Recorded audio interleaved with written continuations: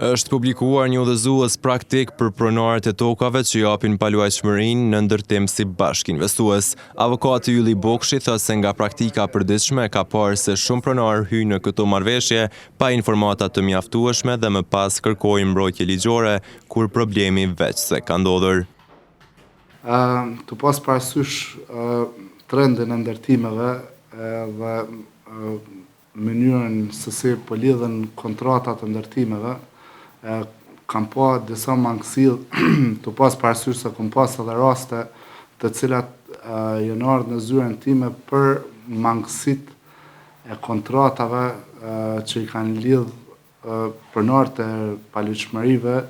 me investitor për banesat të ndërtimit të lartë. Mangësit kanë qenë se nuk kanë qenë kushtet e parapara për mbrojtjen e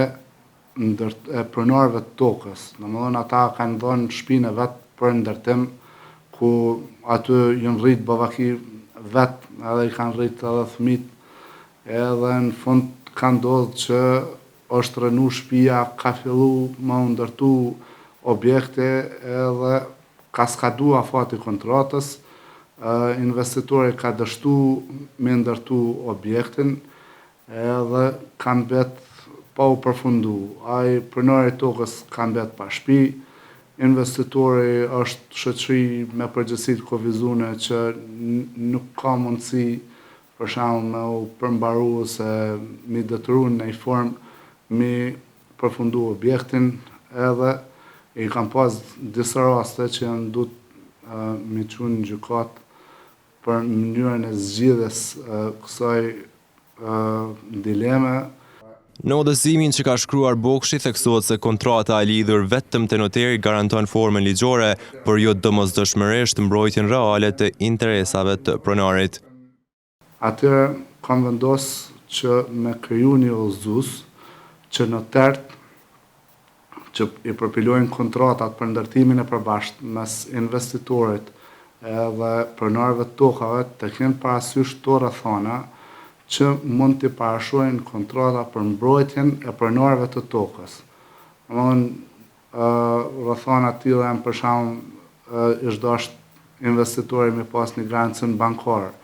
ose në rast të zgjidhjes çka ka më ndodhur me objektin, apo me ai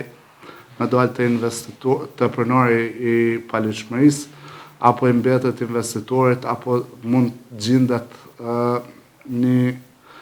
investitor tjetër që mund të aprofundojë edhe të kompenzohen palët. Avokati Bokshi shton se nëse do të zbatoheshin standardet e rekomanduara në këtë udhëzues, numri i rasteve gjyqësore do të ishte dukshëm më i vogël. I kisha rekomandu palët që në Gjakov, veç në qytetin e Gjakovës janë 50 avokat që njërin prej tyre mi marr edhe kur kanë çështje të tilla mi përfaqësu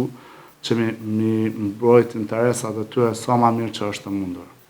Nga zyra e avokatit Bokshi është prezantuar edhe një broshurë online ku qytetarët mund të informohen më gjerësisht me udhëzuesin praktik për pronat dhe të kuptojnë se si duhet të japin pronën apo tokën e tyre për ndërtim në mënyrë të sigurt dhe të mbrojtur ligjërisht.